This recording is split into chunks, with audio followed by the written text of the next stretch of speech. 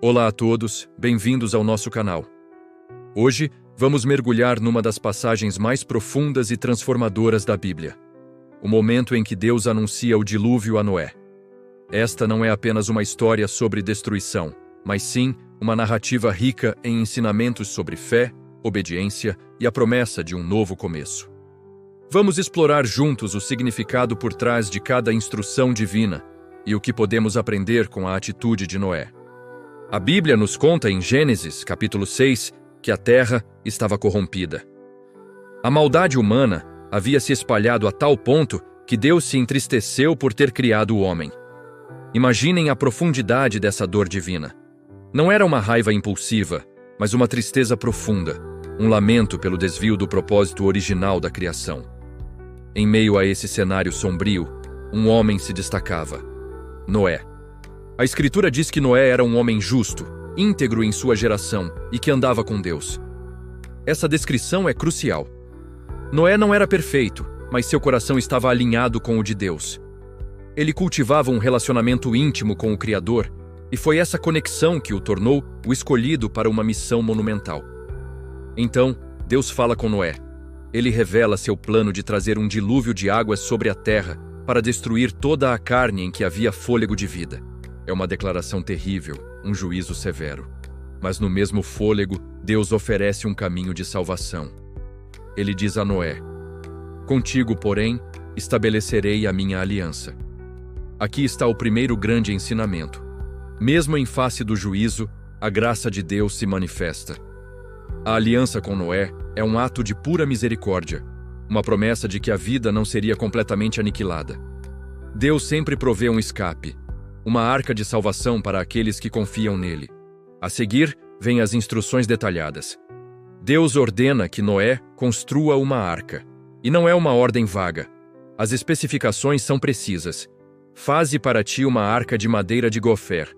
Ele dita as dimensões exatas: 300 côvados de comprimento, 50 de largura e 30 de altura. Para termos uma ideia, um côvado equivale a cerca de 45 centímetros. Isso significa que a arca teria aproximadamente 135 metros de comprimento, 22,5 metros de largura e 13,5 metros de altura. Era uma embarcação gigantesca, do tamanho de um navio de carga moderno. Pensem no desafio de engenharia e logística para um homem e sua família, numa época sem as ferramentas que temos hoje. Deus também instrui sobre a estrutura interna. Farás nela compartimentos. A arca não era um casco vazio, mas um abrigo organizado para abrigar uma vasta diversidade de vida. E um detalhe importante: e a betumarás por dentro e por fora com betume. O betume, uma espécie de piche, serviria como um selante impermeável, protegendo a arca das águas torrenciais. Cada detalhe, desde o tipo de madeira até o selante, tinha um propósito prático e simbólico. A construção da arca era um ato de fé tangível, um testemunho visível da obediência de Noé à palavra de Deus. Cada martelada, cada viga erguida, era uma declaração de confiança na promessa divina, mesmo quando não havia uma única nuvem de chuva no céu. A missão de Noé não se limitava à construção. Deus lhe deu a tarefa de preservar a vida. Ele deveria levar para a arca sua esposa, seus filhos e suas noras. A salvação era para toda a sua família, um lembrete do valor que Deus dá aos laços familiares. Além disso, ele deveria recolher um par de cada espécie de animal, macho e fêmea, para os conservares vivos contigo. Aves, gado, répteis, todos deveriam ser incluídos. Imaginem a cena: Noé não apenas construindo, mas também organizando a maior operação de resgate de animais da história. Isso nos ensina sobre o papel do homem como mordomo da criação. Deus não queria apenas salvar a humanidade, mas toda a teia da vida que ele mesmo criou. E tem mais. A logística incluía o sustento. Deus disse: "Leva contigo de tudo o que se come, ajunta-o contigo, e ser-vos-á para mantimento a ti e a eles." Noé precisava calcular e armazenar comida suficiente para sua família e para todos os animais, por um período indeterminado. Isso exigia planejamento, previsão e um trabalho incansável. A fé de Noé não era passiva, era uma fé ativa, que se traduzia em trabalho árduo e obediência meticulosa a cada detalhe. A Bíblia resume a resposta de Noé de forma poderosa. Assim fez Noé, conforme a tudo o que Deus lhe mandou, assim o fez. Sem questionamentos, sem hesitação, sem desculpas. Apenas pura e simples obediência. Vamos refletir sobre o que podemos aprender com a atitude de Noé.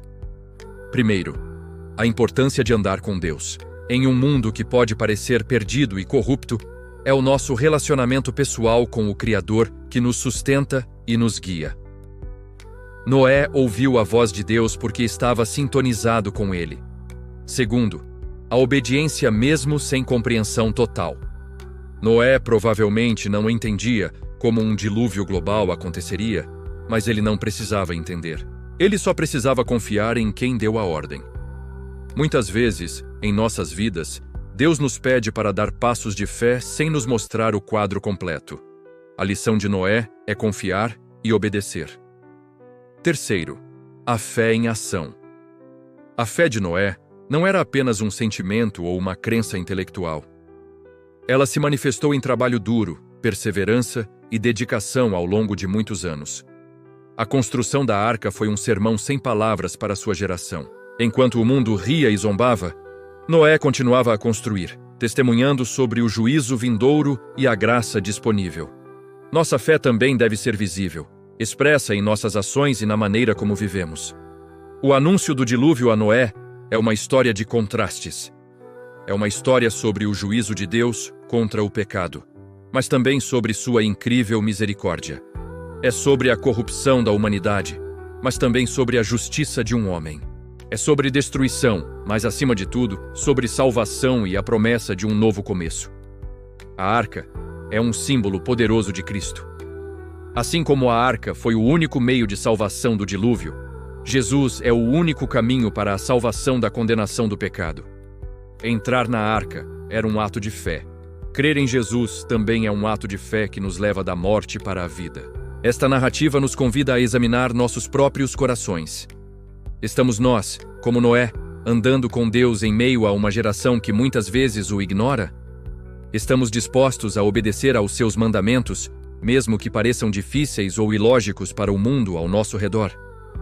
Estamos construindo nossas vidas sobre a rocha sólida da sua palavra, preparando-nos não para um dilúvio de água, mas para a eternidade com Ele? Que a história de Noé nos inspire a viver uma vida de fé, obediência e comunhão profunda com o nosso Criador. Obrigado por nos acompanhar nesta jornada de reflexão. Se esta mensagem tocou seu coração, deixe seu comentário, compartilhe este vídeo com alguém que precisa ouvir sobre a graça de Deus e não se esqueça de se inscrever no canal para mais estudos aprofundados da palavra. Que Deus abençoe a todos. Até a próxima. Deus acima de todas as coisas para cima. Amém.